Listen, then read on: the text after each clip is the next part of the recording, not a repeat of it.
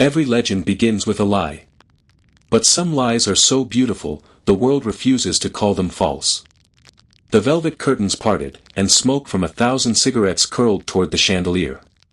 Music began, slow, seductive, foreign. And there she was. Wrapped in shimmering silks and gold coins that clinked with every movement, Mata Hari stepped onto the stage like a goddess reborn. To the men in tuxedos and medals, she wasn't just a dancer, she was an enchantment. The crowd fell silent, hypnotized by her movements that whispered of forbidden temples and distant empires. No one cared to ask who she really was. In a city addicted to illusion, truth was the least desired performance. Behind the name Mata Hari, meaning Eye of the Day, in Malay, hid Margaretha Zell, a Dutch woman from a small town in the Netherlands. A runaway wife. A survivor of betrayal. A woman who learned that sometimes, the only way to be safe in a man's world, was to become their fantasy. And she did, perfectly. Margaretha had once been a schoolteacher's daughter in Leeuwarden.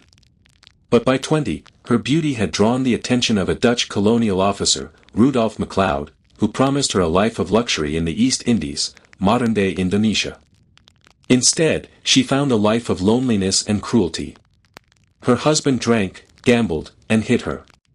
When their young son died, likely poisoned by a jealous servant, her marriage collapsed. She returned to Europe with nothing but grief and an unbroken will. So she reinvented herself. In Paris, 1903, reinvention was an art form. Margaretha became Mata Hari, the exotic dancer supposedly trained in the temples of Java. She wove myths about herself as easily as she moved her hips. Her letters spoke of sacred dances and ancient rituals, though most of it was pure invention.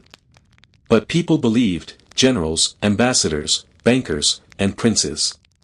And belief was power. By the summer of 1914, the illusions of Paris began to crumble. The assassination in Sarajevo ignited the world. Europe's lights dimmed, and thunder of artillery replaced the music halls. The Great War had begun. For Mata Hari, the war changed everything. Her audience disappeared. Her lovers, German, French, Austrian, were now enemies. Borders closed, suspicion grew, and luxury gave way to hunger. Yet she still had the one weapon that had always saved her, herself. When France needed information and Germany wanted influence, Mata Hari became a prize that both sides desired. And in that game of shadows, she decided to play both. In 1916, she was living in a grand hotel in The Hague when a German officer approached her. Captain Arnold Colley, elegant, calculating, and dangerous. He offered her 20,000 francs, a fortune, to entertain German officers and pass along what she could overhear. He gave her a code name, H21. She accepted. To Mata Hari, it wasn't treason, it was survival. She believed she could dance between nations just as she had danced between men. But she underestimated one thing: the world of spies had no room for beauty, only for betrayal. At the same time, French intelligence, led by the legendary Captain Georges Ledoux, approached her too. He wanted her to use her charm to seduce German officers and extract secrets for France. Mata Hari agreed again. Double agent. Double danger. And the beginning of her end. Her first mission was to Madrid, a neutral ground crawling with spies from both sides. She charmed diplomats, dined with officers, and flirted with danger. She met Major Arnold von Colley again, pretending to serve Germany, while secretly sending coded reports to the French. But she didn't realize her messages, sent by German radio, were being intercepted by French intelligence. Her own employers exposed her by using the same code name, H21. Whether by mistake or design, the Germans effectively framed her. And when those intercepted messages landed on Captain Ledoux's desk, the verdict was swift. Mata Hari was a German spy. It was a cold morning when the soldiers came. She was staying at the Hotel Élysée Palace, still asleep when they knocked.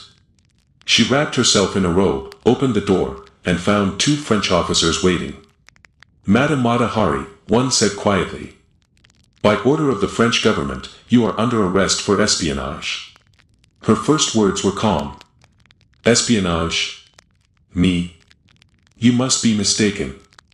I'm only a dancer. But she knew the truth, the game was over. The walls were damp. The air smelled of sweat, mildew, and despair. Mata Hari sat alone on a narrow cot, her once golden robe replaced by a coarse gray prison dress. She stared at her reflection in a cracked mirror, the eyes that once captivated kings now looked hollow, terrified. Every day, guards brought her stale bread and watery soup. Every night, she replayed her past, the faces, the dances, the lovers, trying to understand how it had come to this. A voice echoed in her mind. A spy must always have an exit. She had none. Her interrogator, Captain Pierre Bouchardon, entered with cold precision.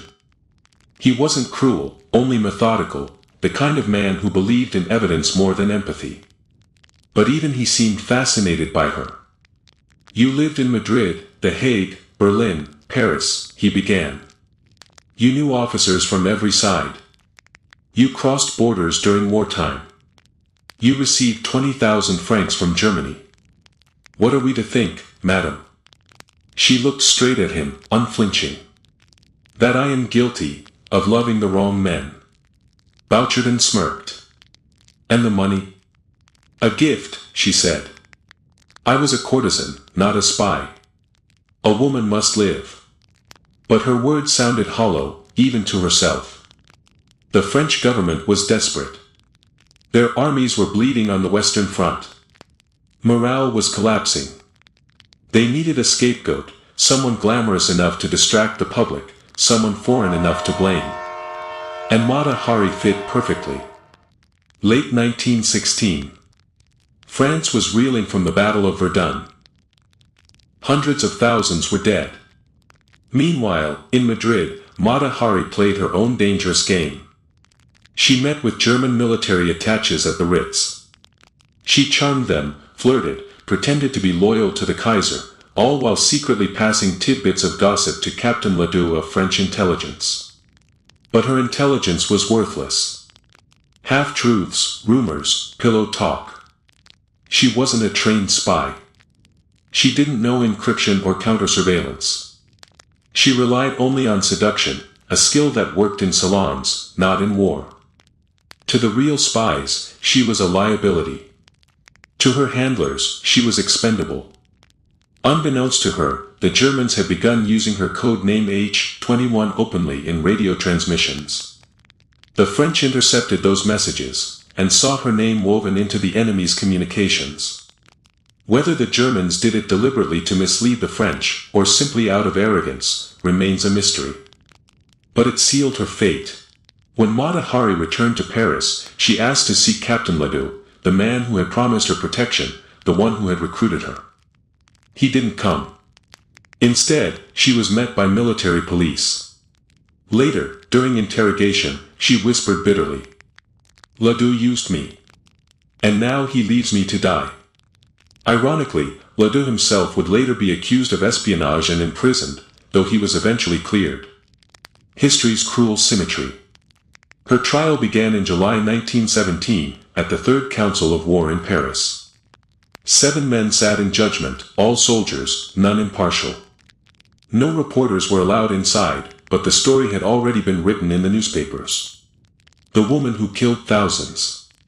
The prosecution claimed she had caused the deaths of 50,000 French soldiers by passing military secrets to Germany.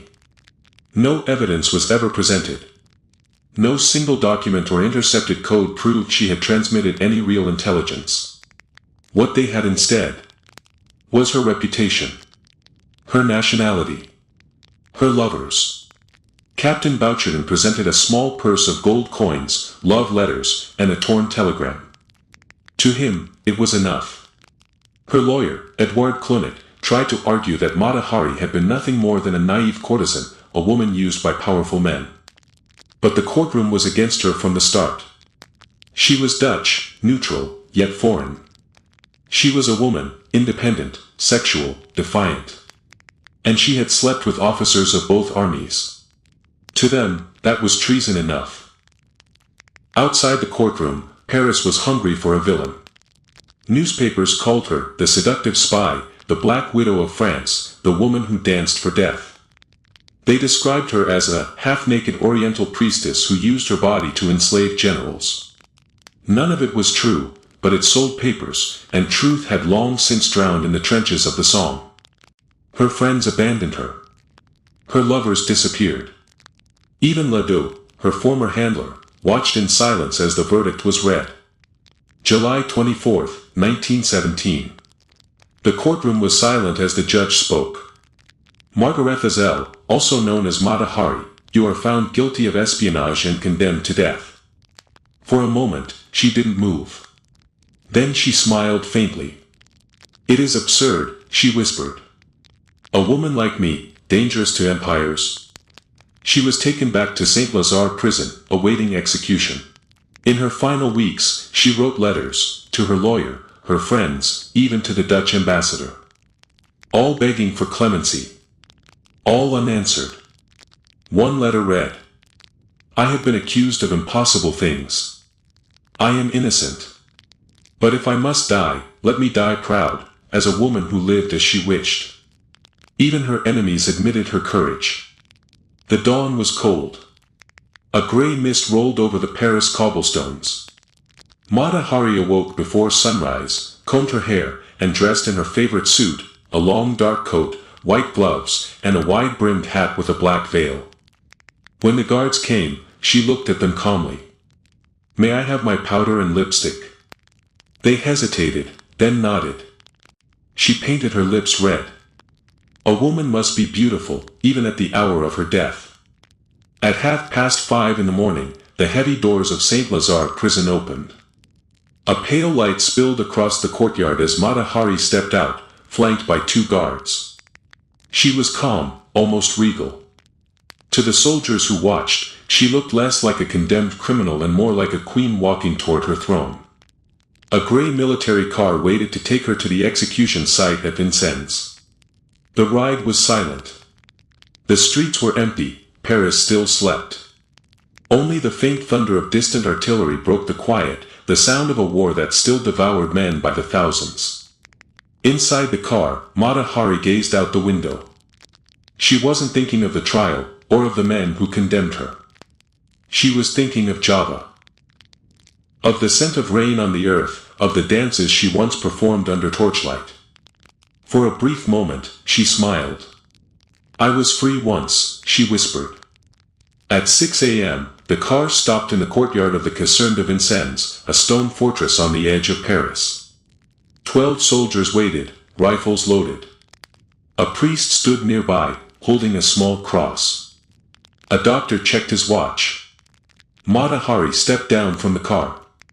Her heels clicked against the cold stone. She looked around, noticing the mist hanging low over the field, the damp grass glittering with dew. A French officer approached, Colonel Marescal, the presiding officer. Madam, he said softly. You may be blindfolded. She shook her head. No. I want to look them in the eyes.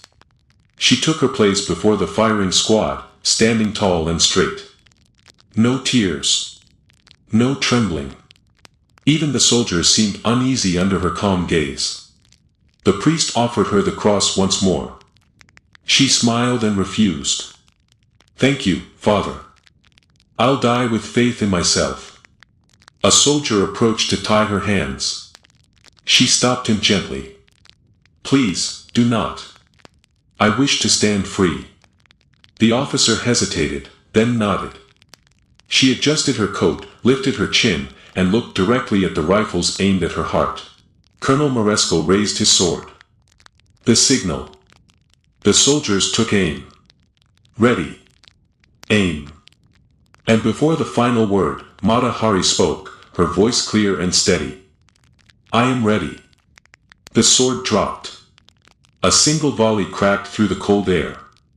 Her body jerked once, then crumpled slowly to the ground. Her face turned toward the sky. The red lipstick still glowed on her lips. The doctor approached, bent down, and touched her wrist. C'est fini, he murmured. It is finished. No family came. No friends. No lovers. Her body was sent to a medical school for dissection. Her head, rumored to have been preserved in a jar, was later lost, stolen, or destroyed. Only a handful of photographs remained, taken by the military for record. The rest of her vanished into legend. A year later, the war ended. Millions were dead. France celebrated victory, but victory had no joy. In the years that followed, whispers began to surface. Historians examined the trial records, the intercepted messages, the testimonies. And they began to ask the question that history had been too afraid to face. Evidence suggested that she had never passed any meaningful information to Germany. Even French officials later admitted privately that her execution was largely symbolic, a show of strength to distract a weary nation from defeat. Captain Ledoux, the man who accused her, later changed his story. He claimed he had suspected her but never found proof. Too late. The truth had been buried with her. Decades later, writers and filmmakers turned her story into legend. To some, she was a seductress and traitor. To others, a victim of male fear and wartime hysteria. In the 1930s, Greta Garbo played her on screen, immortalizing the tragic spy with haunting eyes and doomed beauty. But behind the glamour, the real woman, Margaretha Zell, remained misunderstood. She wasn't a hero. She wasn't a villain. She was a survivor, caught between two empires, two identities, and two lies. In the end, she paid for both. They called me a spy because I dared to live as I pleased. If that is treason, then I am guilty. Letter attributed to Mata Hari, 1917. Today, over a century later, historians continue to debate her guilt. But one truth remains clear. She was a woman far ahead of her time, independent, sensual, intelligent, living in an age that feared all three. The dancer who became a spy never learned the language of secrets. But she understood the language of survival, and that, perhaps, was her greatest crime. As the sun rose over Vincennes that morning in 1917, the mist began to lift. And for a brief, golden moment, it looked as though the eye of the day, Mata Hari, had opened once more. Legends are not born of truth, but of the lies people wish to believe.